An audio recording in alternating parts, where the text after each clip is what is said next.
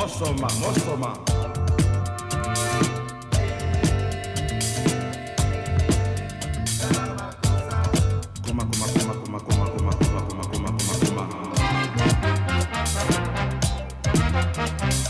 Tanga dibo ombu satanga ne usama kosa. Anumuna sisi au ya sama kosa. Amuna yeye, koma, sama kosa. Tanga, umbusa tanga, ne sama kosa.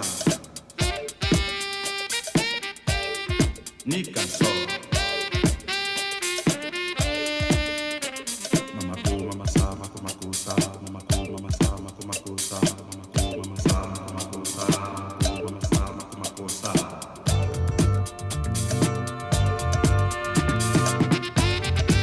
Right on.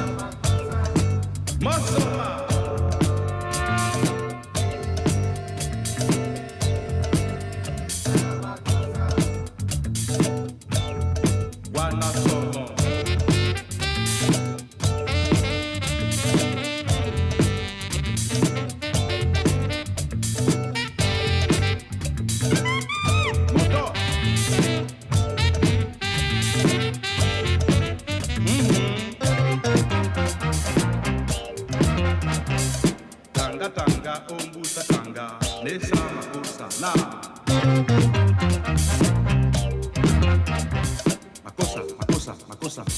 Makosa, bata somos solo.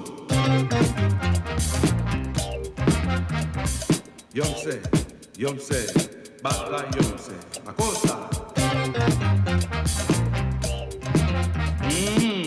Bana roka rona ye, dewa, sema rona makosa. Bana.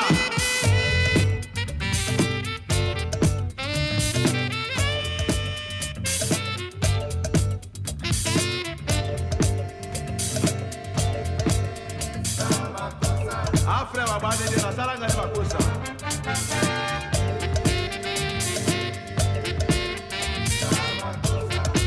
Monde be au Cameroun, Wenge, Akia.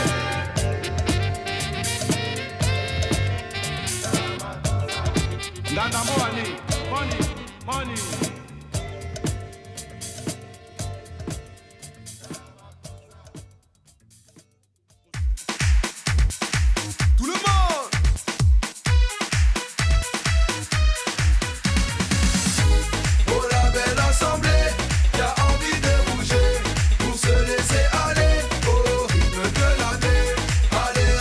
Allez, il faut en profiter.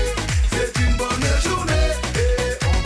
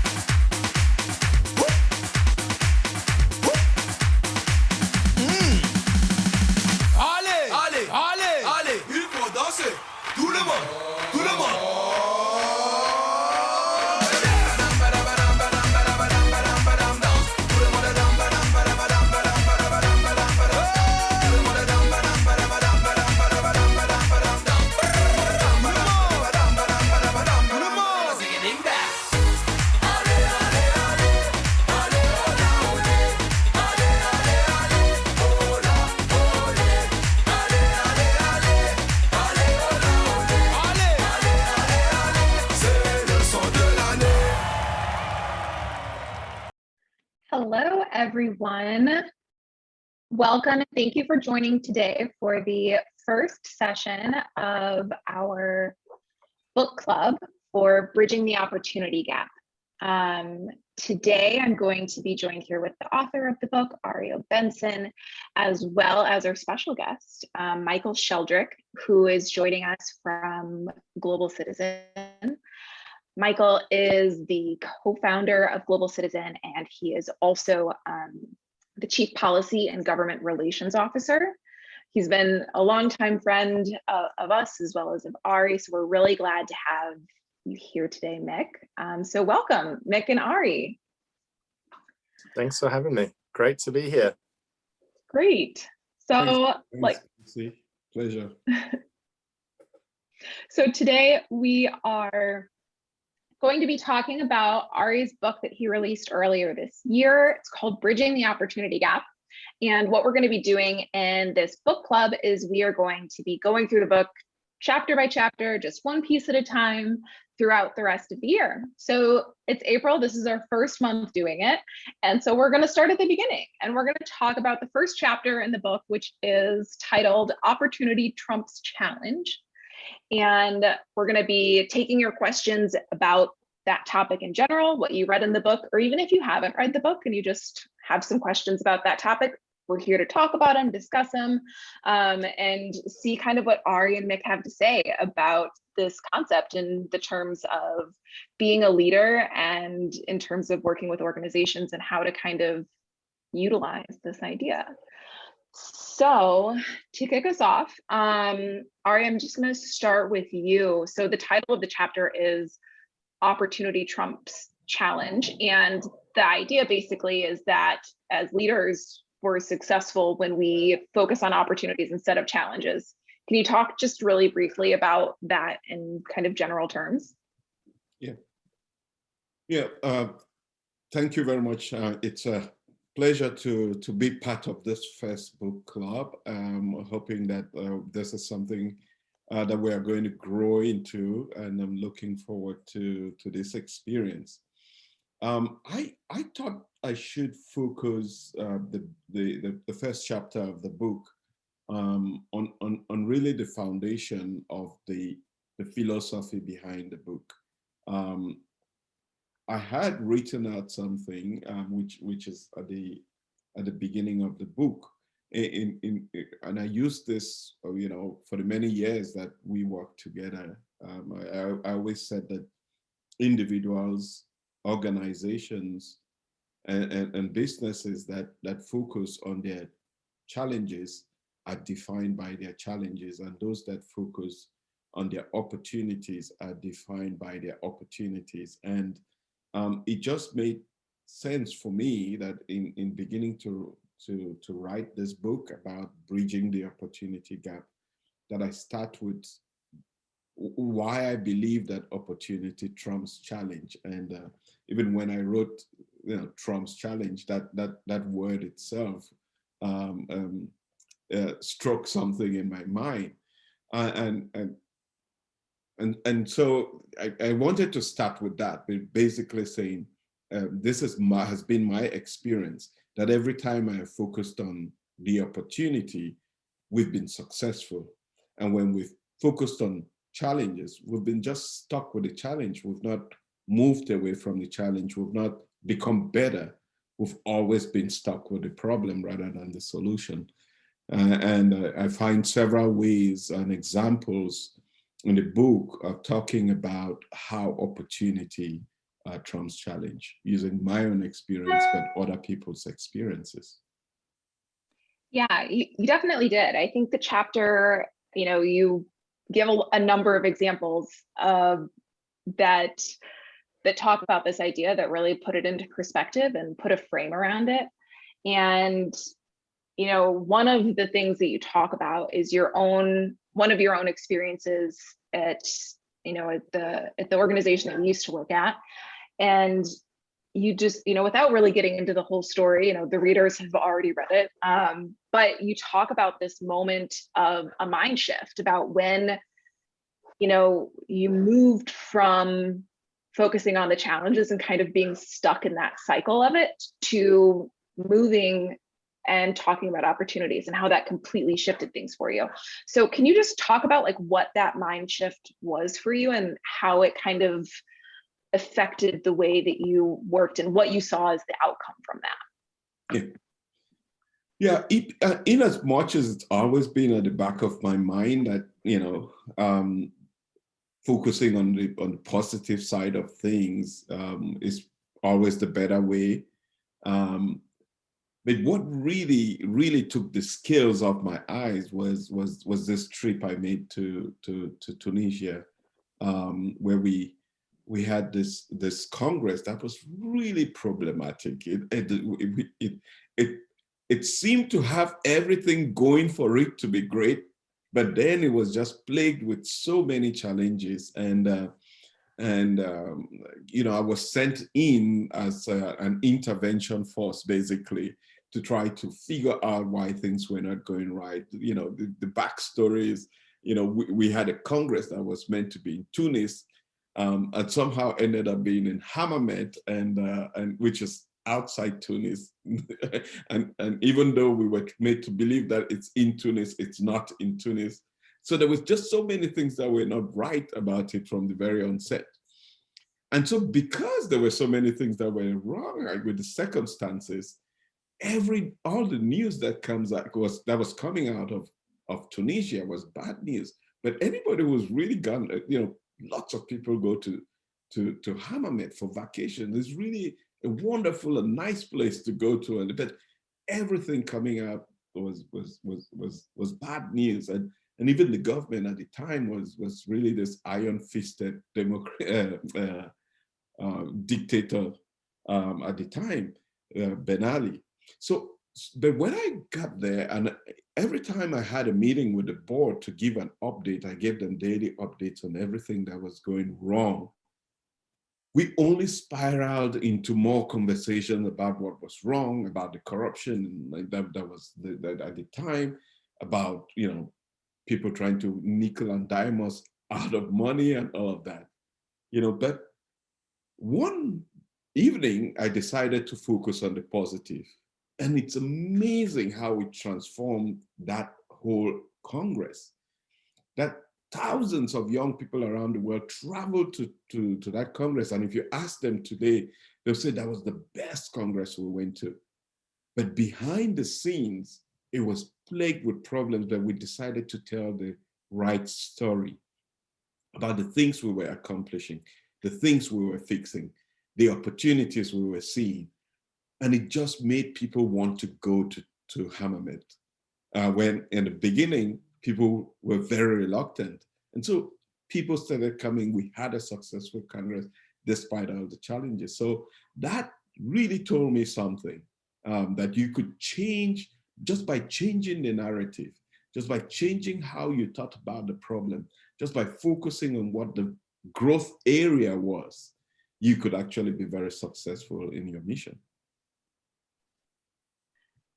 Yeah, it's really interesting. And I liked, in the book, you share kind of this side of the story that not everyone knew, because at least within the organization, like you described, a lot of people really ended up enjoying that event. And of course, there was definitely hesitation going into it. But you described how you kind of went for a visit and then you ended up staying for 45 days. And we're like trying to just put out fires every day and kind of shed some light on that darker side of the work that can happen. And I was reading it and it was so different from what else was in the chapter. I think this entire chapter, it is like on optimism overload. It's like all of these really great examples. And then there's this description of like how hard and kind of grueling it was. Like you really get to see that. So how did you get motivated at the end of each of those days? Like, how did you sit down at your computer and like put together these reports that were optimistic, that focused on these opportunities? Like, where did you get that energy from? Yeah. It would be hard for you to believe this, but in my mind, I saw visiting the convention center in itself. In my mind, I saw a big party of young people. If you recall, that was the first Congress in which we had what we called the Global Village Party. That was what I kept my eye on. I saw a party which was, I called it in my mind, we will create the biggest party in the world for young people. And that's really what motivated. And everything else, there were so many people who said we didn't need the Global Village Party. In my mind, I knew that it was not the processes, the meetings, the elections, and all of those things. They would happen. But what motivated me was 4,000 young people from different parts of the world getting together under one tent, embracing themselves like there were no obstacles between them. That was the picture that I kept in my mind, and there was nothing that could take my eyes off. So no matter what people said, we're not going to have a party, I kept on saying, we will have that party, because that was in my mind what I had created as the outcome. And we made it happen. Great.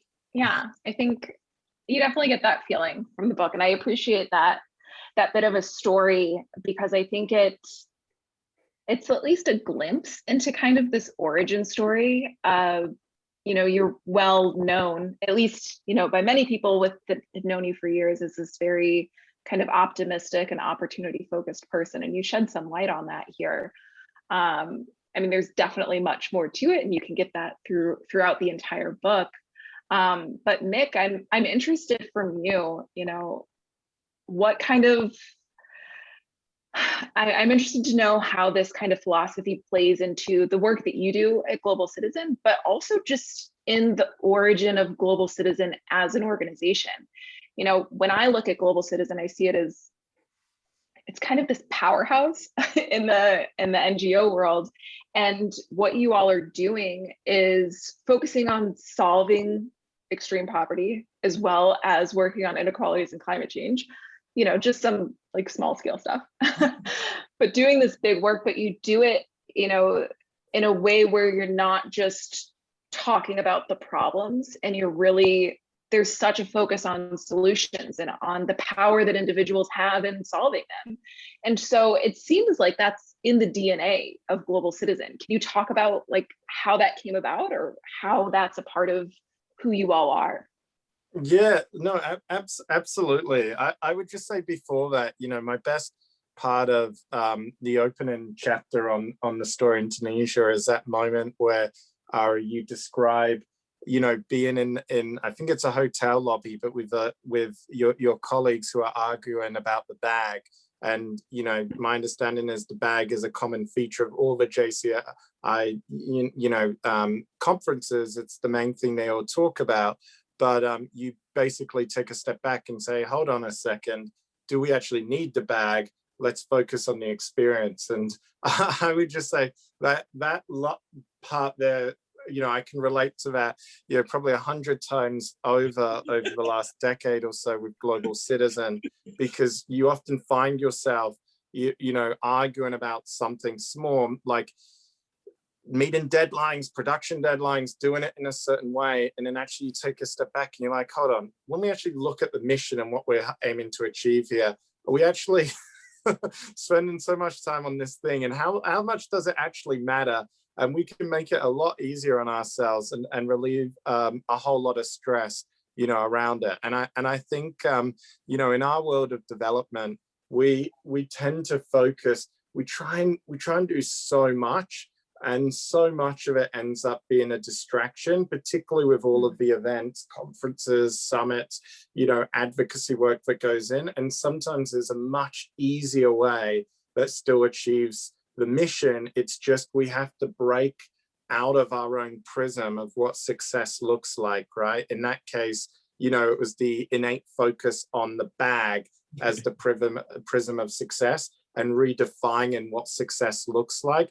And as soon as you did that, it sounded like everyone's like, aha, that makes sense. So yeah, I can definitely relate to that part. But no, I mean, I think what Arrey was just saying there about, in his mind, this was always going to be a success because he pictured what the summit was going to be, you know, I think in some ways relates to, you know, really how particularly our early years at Global Citizen, how we saw it as well. You know, I go back to 10 or so years ago, our very first campaign was around polio. And it was this idea of doing a concert where people got tickets through signing a petition. And I remember even at that time, not knowing how to do it logistically, didn't know how to book artists, didn't know how we were going to raise all this money, but in some ways communicating the vision and believing it was going to happen, you know, sort of that power led you to the right people. And I think there is something to say about when you have an idea, when you're confident in it, and when you believe it's possible, people will want to support that. And so a lot of people get stuck because they don't know what to do or how to bring it about. But I often challenge people, like, let's first start with, worry about that later, because that will take part of itself. The key thing, and this is what Arrey really talks about with the focus on opportunity, let's redefine, let's be clear on what success is, because if we have that clarity of purpose, it then becomes a lot easier to galvanize people around it. Yeah. Yeah, that brings a good point that, you know, it kind of peaked in my mind. It's easy to just say, focus on the opportunities, like, let's be optimistic, but how do you do that? So you're talking about redefining like what your focus should be. So how have you done that? How have you been able to, or like, what was kind of that calculus that you made to figure it out?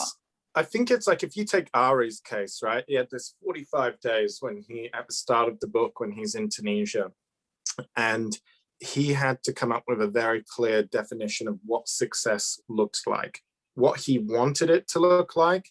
And then from there, everything was able to fall into place. And that was the opportunity, being clear, defining it. And I think before he did that, all the problems were bubbling to the fore. And so you've got everyone, it sounded like to me, he had, like, you know, all of these people working on these disparate processes and problems, but were you actually focused on what success looked like?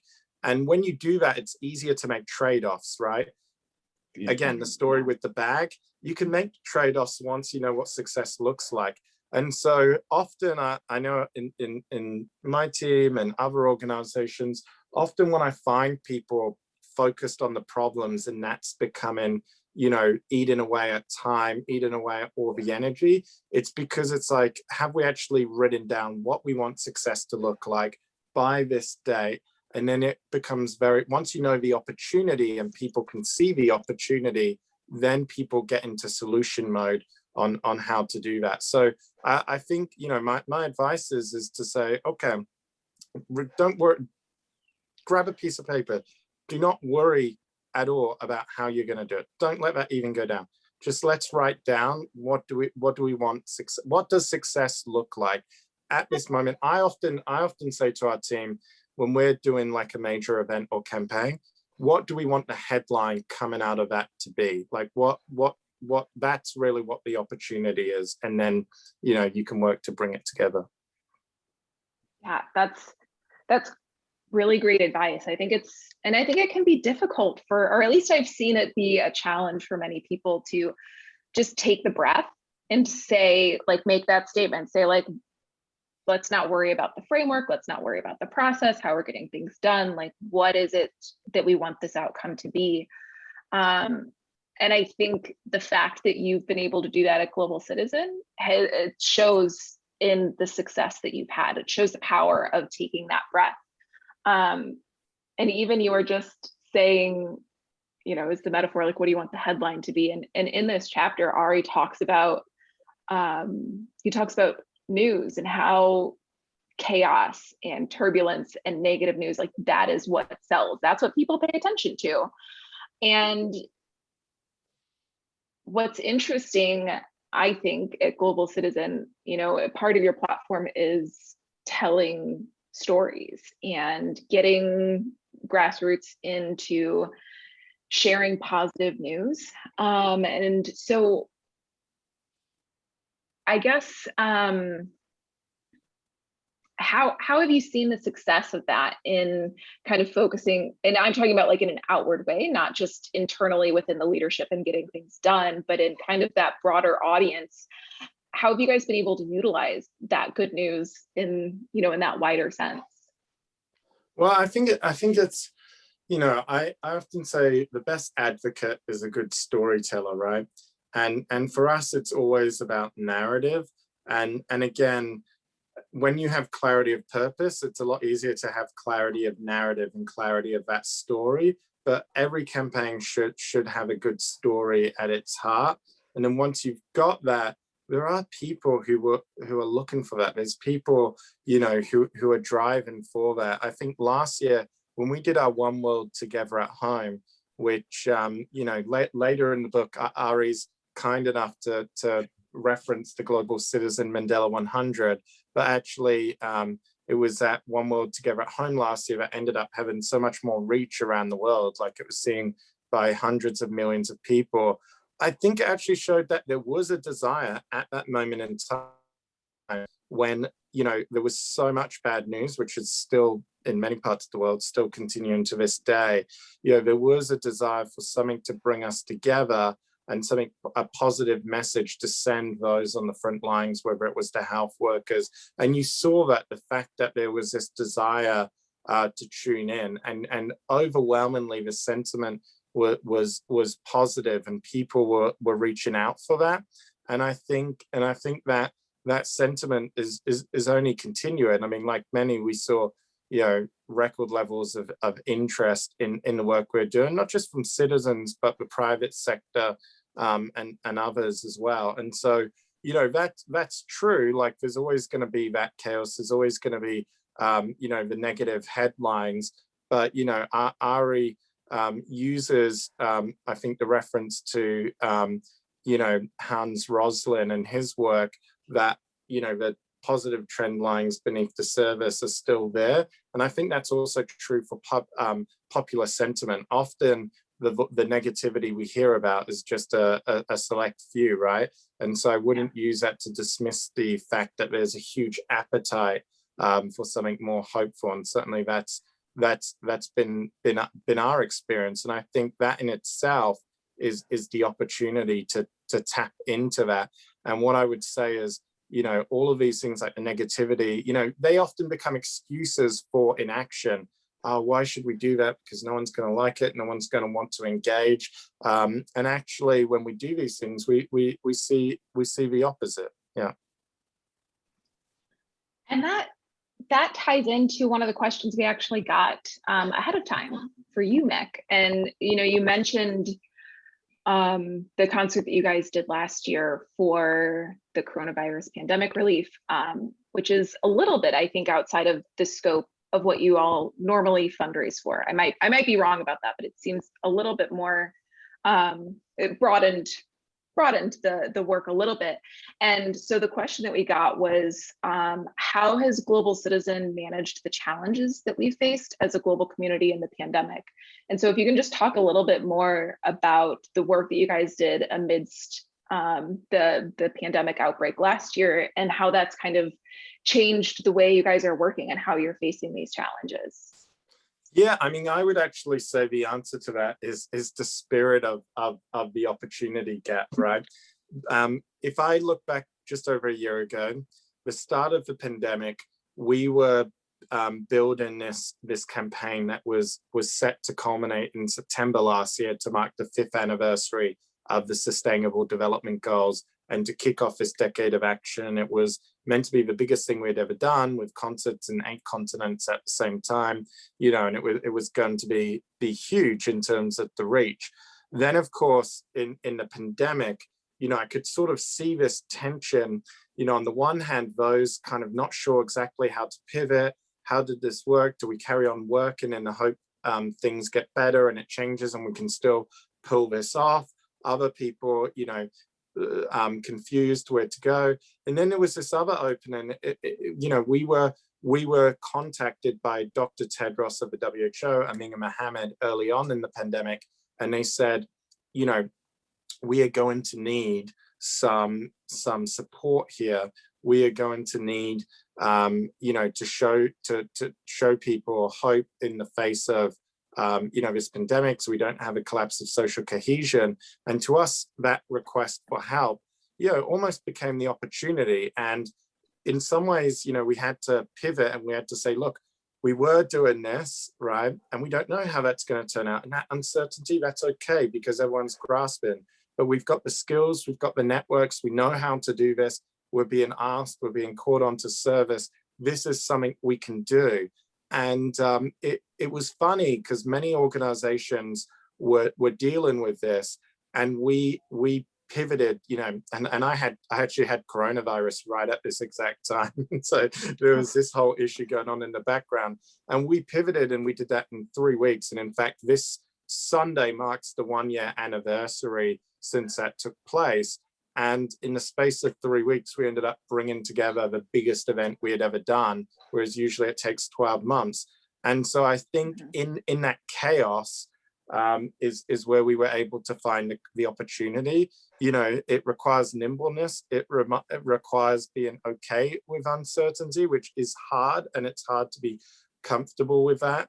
And, you know, I would say, you know, someone said to us late last year, who works in this industry, is in the business of doing big broadcast live events. They said, you know, Global Citizen somehow, you know, more than almost anyone else in the industry, managed to pivot really, really fast. And I wouldn't say it was easy and without its challenges, but it was recognizing that there was that opportunity to apply our skills and to be supportive and to make a contribution here. But often it's getting outside that mindset. Yesterday we were doing this, and this is just a complete different reality, and that's okay. And I think sometimes it takes, where leadership comes in is helping people adapt to that environment. Yeah. Yeah.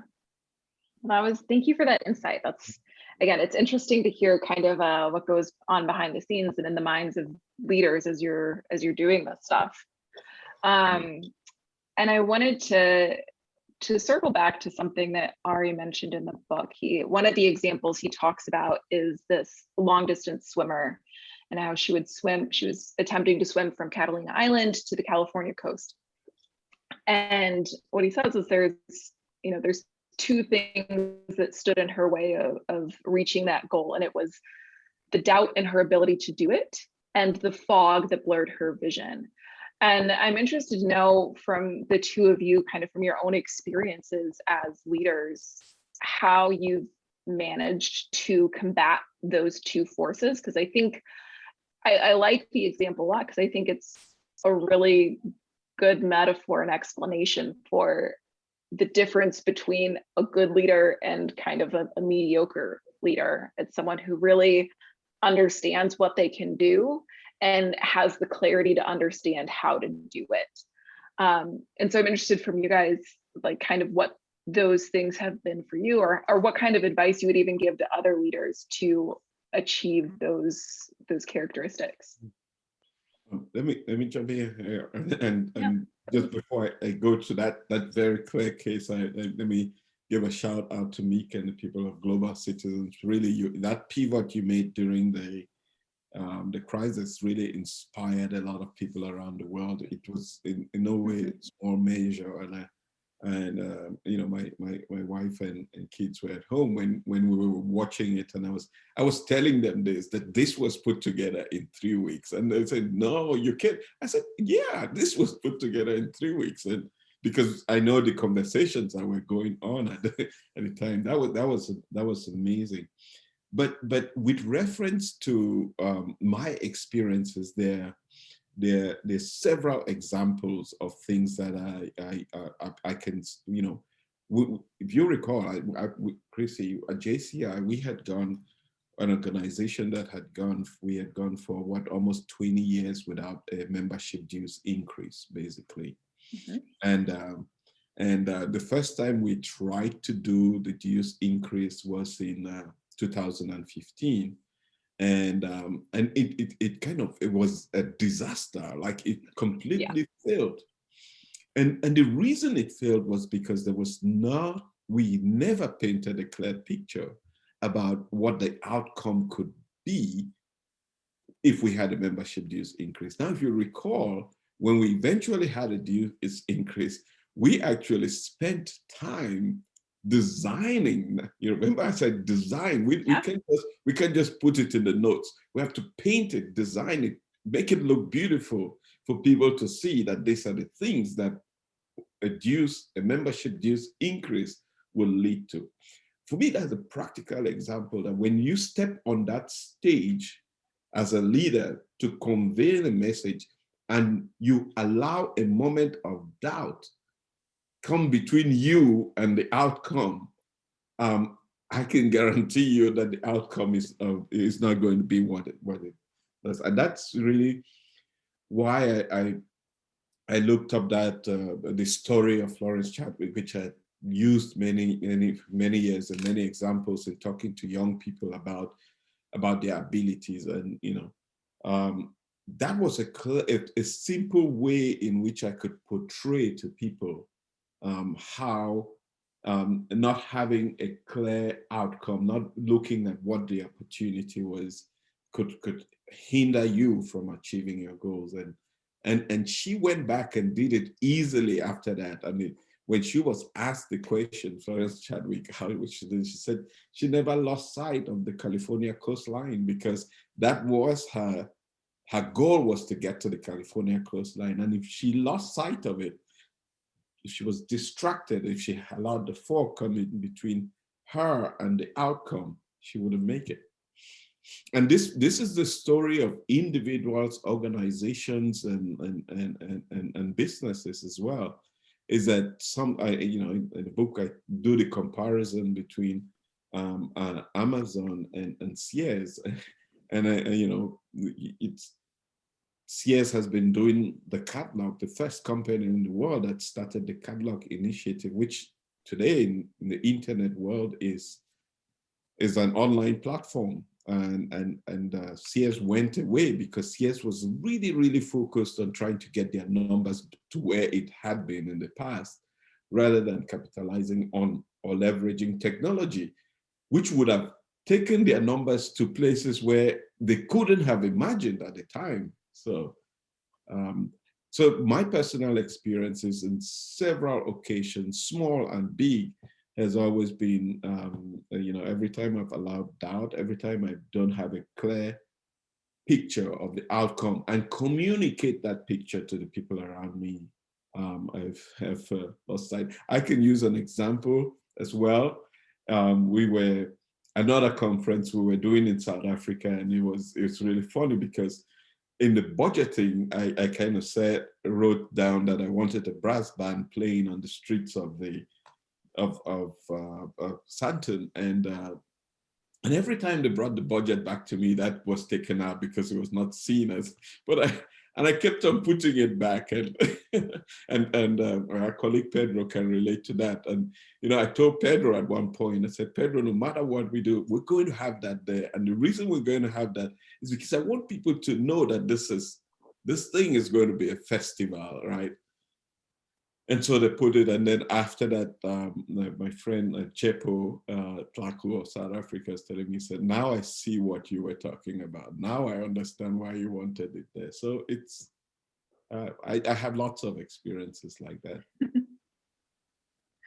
And I think Linda is saying that she remembers very clearly, because Linda was, I think she was the conference director of that event. So yeah. Yeah, we've got a fellow South African who was there living with you at that time here in the session with us today. I guess, and so Mick, what about you? Like, what would you tell other leaders how to find that clarity and hold on to it? I think it's you need to be able to write it down. And it needs to be so precise that anyone in your team should be able to articulate what success looks like, so that they can get asked by anyone and they can say, this is the reason why we're doing this. This is the outcome of what we're doing. so many, like, especially in the development sector, so much time gets put onto conferences, summits, like all of these activities, and then it's not clear, like no one can actually say what this is leading to. Now, we ban the phrase attention raising, awareness raising, so that isn't your outcome, if that's it. Like for us, we care about impact, right? And that needs to be, you know, what you need to articulate and put in there, because once you do that, it gives people something to strive for. And how do you maintain it? Well, that becomes your filter. So every meeting you're doing around this, you should be able to clearly say how that ladders back to the outcome, and it allows you to filter opportunities. It also allows you to keep focus, and focus is key. You know, in Arrey's book, he talks a lot about, you know, when you're focused on the opportunity, how do you realize that and not get distracted by all of the problems? And I think having that clarity of purpose is how you do that. And it allows you to filter out, okay, what is really just a nice thing to do versus actually going to have an impact, and not just be a waste of time. So I think that's really important, being able to communicate it. Simplicity is key. And writing it down so that everyone can understand it. You want everyone to be able to have that aha moment when you articulate it. And it's hard and it's grueling when we do this exercise, but really it's about, I mean, I said to both of you today that I have a call at the hour that I have to jump off early for. Part of the reason why I want to jump off is I want to make sure I'm clear on what my clarity of purpose is, so that going into the meeting, I know what the outcome is, so it's going to help towards our impact. It sounds very, very simple, but it's amazing how many people try to wing these things, and then, you know, you muddle through and then you don't really get anywhere, or you waste a lot of time and energy. Yeah. Yeah, I'm a communications person, so you're definitely speaking to me in a way that I really understand and appreciate, that, you know, words really matter, and having that clarity, it's so important for yourself and also for other people to understand. And one other thing I wanted to draw out from what you were saying and kind of put a pin into is that you were talking about, you know, when you're really clear and you have that clarity, it allows you to focus.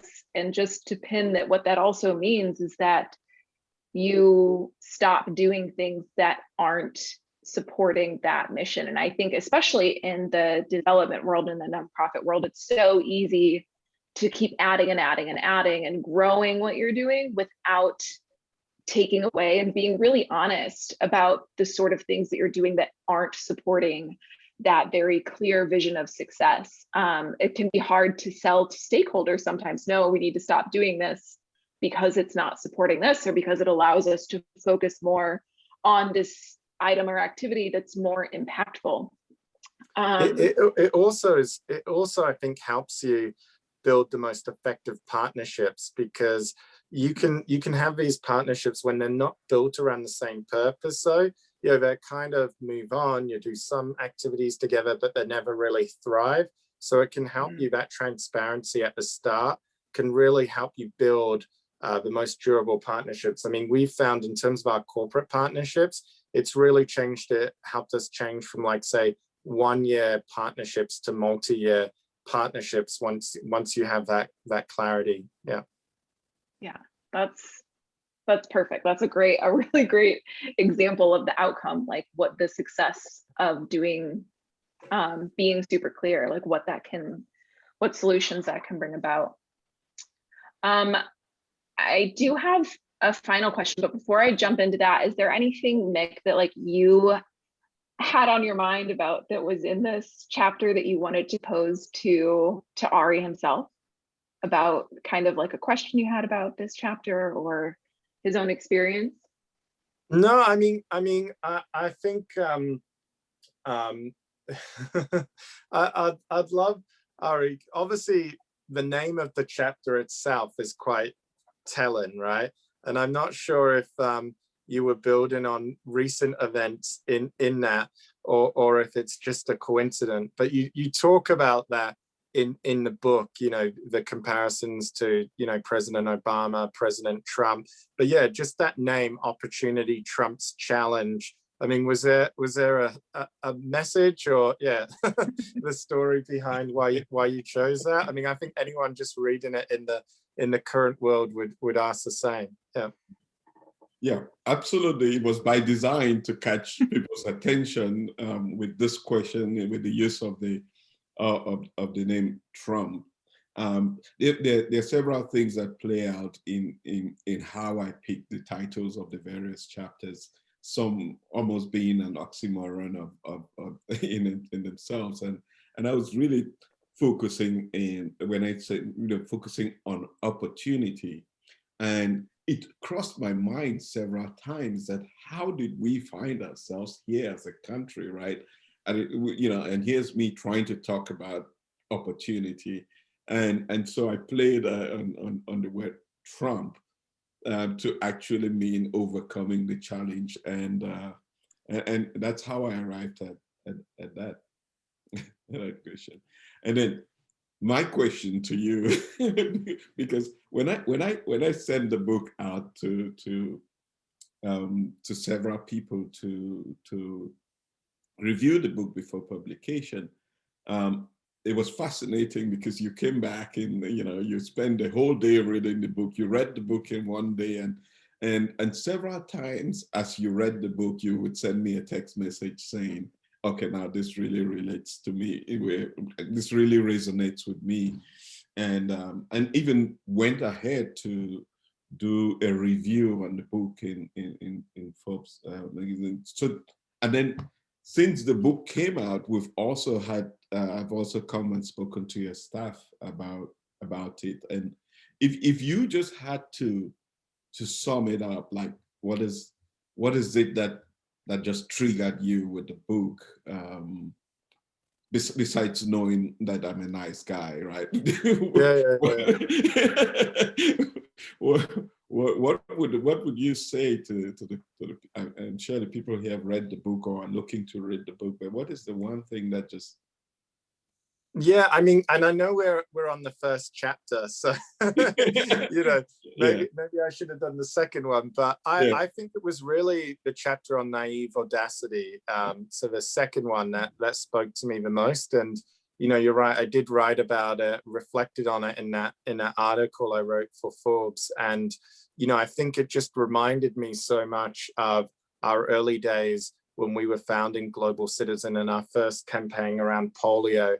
And that naive audacity, you know, I was a law student at the time, university student, you know, we had no funds, we had no artist endorsements, you know, all we had was the power of our idea.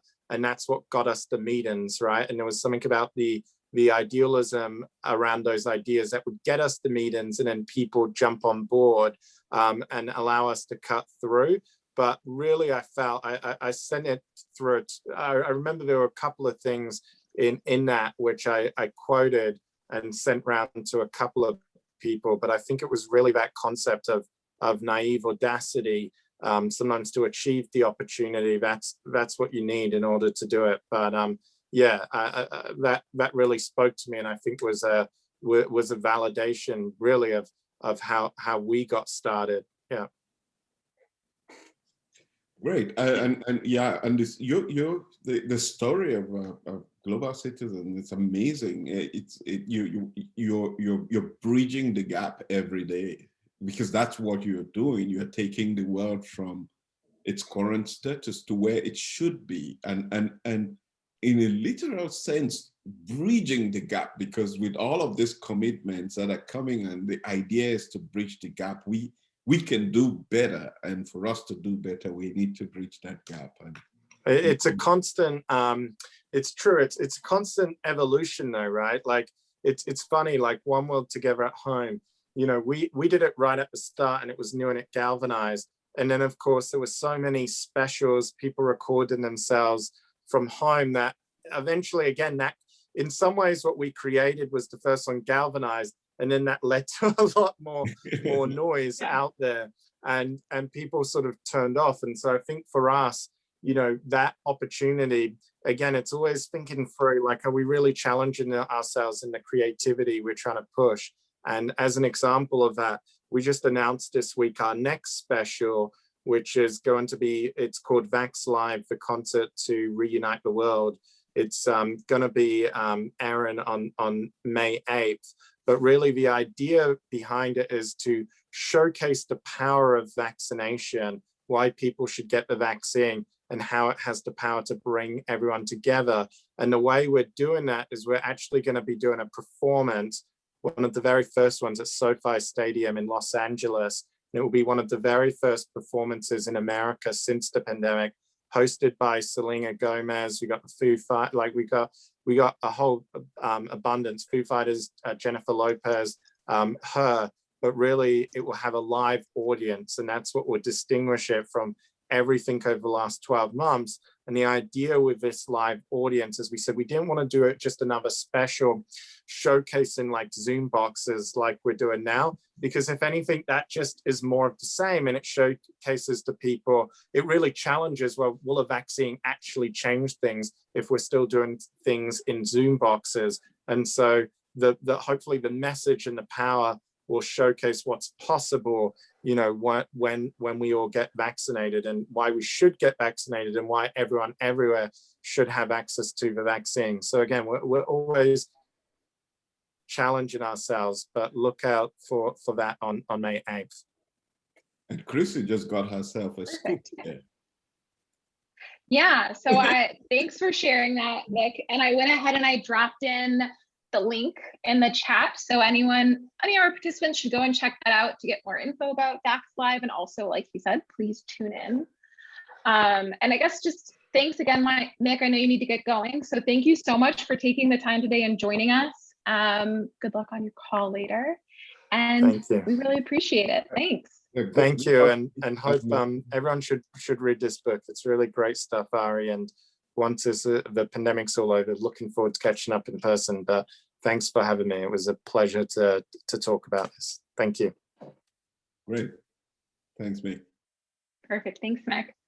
All right, and Ari, before we round down today, I want to kind of have you speak a little bit about something that's, for those who've read the book, are well aware, but throughout the book, Ari weaves in a number of African proverbs to kind of frame the different chapters. And so this chapter, the first chapter of the book, has the proverb that says, "Fear no forest because it is dense."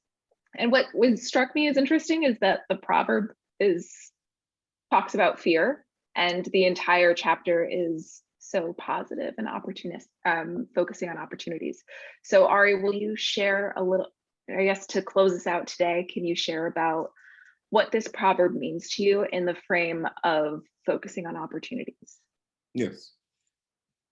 I was, with all the stories that I used in this chapter, basically in this chapter, I was basically pushing people to look beyond the challenge, right?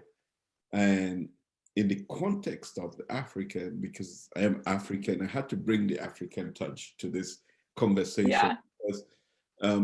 Because that's who I am, that's where I come from. And I'm hoping that it accomplishes several things. The one is, I also wanted to communicate to the Africans that read this book that we go to school, and most of the time the concepts that are brought to us sometimes may feel foreign, but that these concepts do exist within the context of our own culture. And in Africa, the basis of which is the basis of human life, is that we go out for a hunt on a daily basis, and we go out into the jungle, into the forest for a hunt, for a meal. And if you fear that forest, then you are not seeing the opportunity that lies within, because within that forest, it may be the next meal for it. It's the forest that stands between you and feeding your family.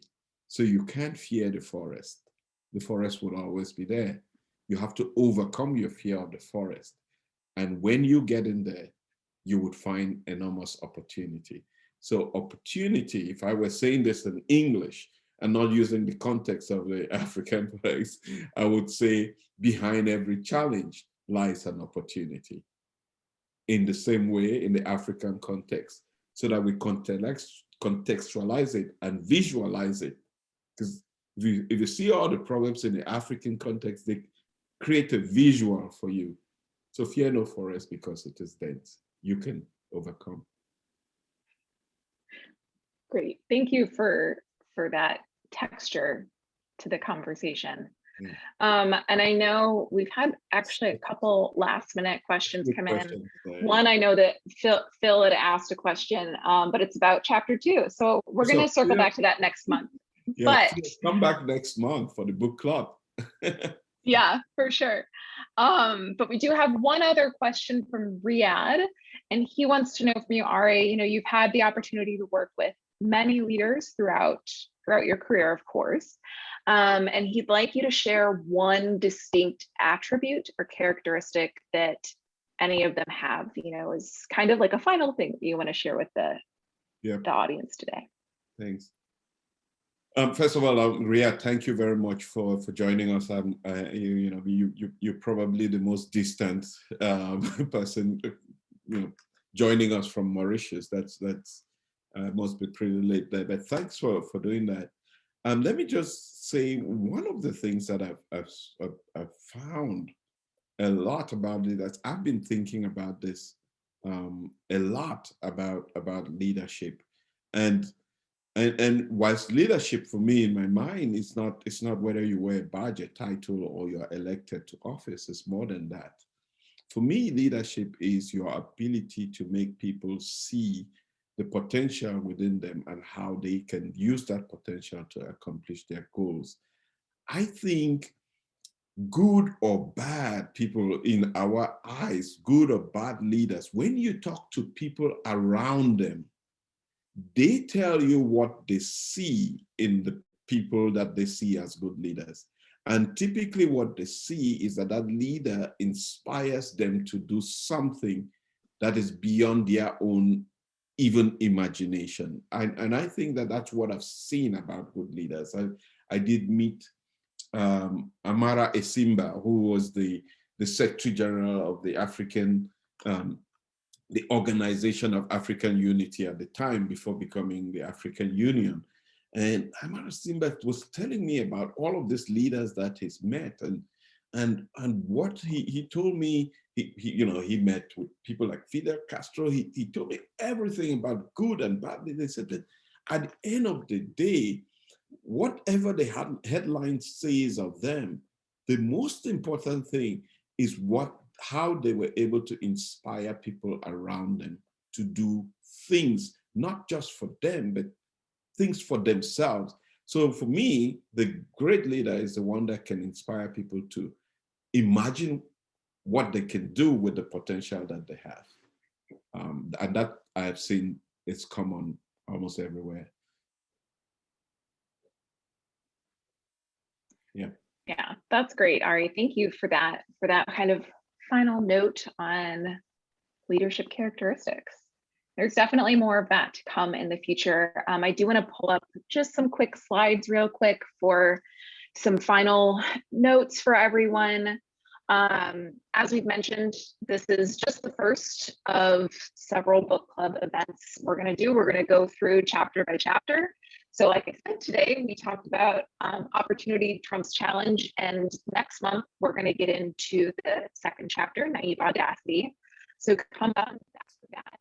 You can keep an eye at the link bit.ly/Arrey book we've got there on the screen. I'm going to drop these all in the chat as well for you, and there we'll always have updates on the upcoming events and guests, and all of that will be there.